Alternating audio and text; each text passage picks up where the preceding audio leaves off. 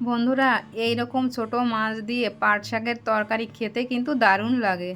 নমস্কার বন্ধুরা, আমার রান্নাঘরে সবাইকে স্বাগত জানাই। আজ আমি সবথেকে সহজভাবে পুঁটি মাছ দিয়ে পাট শাকের তরকারি রান্না করব। প্রথমে পাট শাকগুলো বেছে নেব আর মাছগুলো কেটে নেব।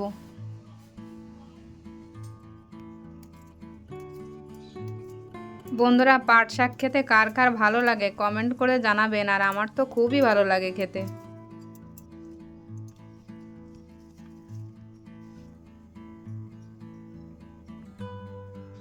সব মাছগুলো কেটে নিয়েছি, এবার ভাজার জন্য পরিমাণ মতো লবণ হলুদ দিয়ে মেখে নেব।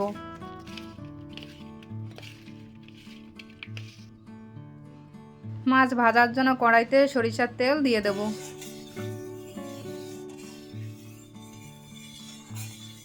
তেল ভালো করে গরম করে নিয়েছি, এবার মাছগুলো দিয়ে দেব।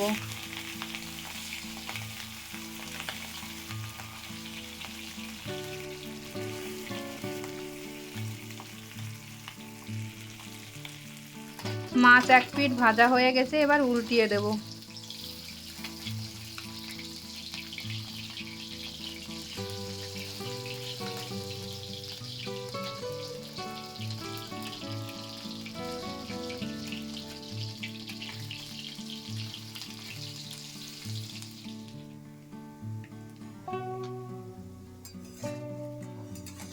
পুঁটি মাছগুলো ভালো করে ভেজে নিয়েছি, এবার তুলে নেব।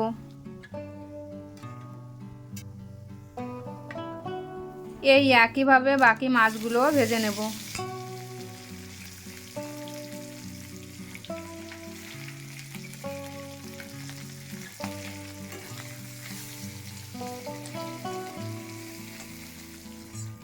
বাকি মাছগুলোও ভাজা হয়ে গেছে, এবার তুলে নেব।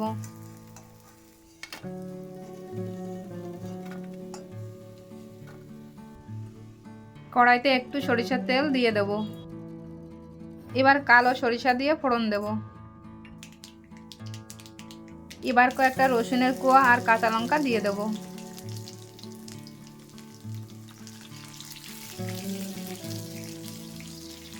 রসুনটা একটু ভেজে নিয়েছি, এবার পরিমাণ মতো গরম জল দিয়ে দেব। পরিমাণ মতো হলুদ আর স্বাদ মতো লবণ দিয়ে দেব, আর ঝোলটা ভালো করে ফুটিয়ে নেব।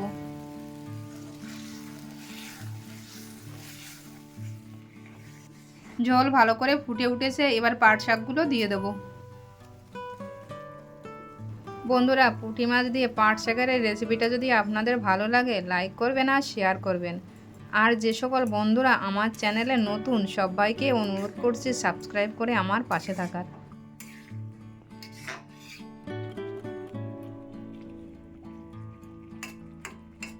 পাট শাকগুলো নরম হয়ে এসছে, এবার ভেজে রাখা পুঁটি মাছগুলো দিয়ে দেব।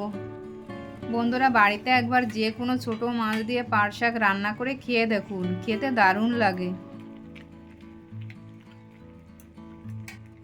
এবার 5 মিনিটের জন্য ঢেকে ঝোলটা ভালো করে ফুটিয়ে নেব। বন্ধুরা, কমেন্টে অবশ্যই জানাবেন এই রেসিপিটা আপনাদের কেমন লেগেছে।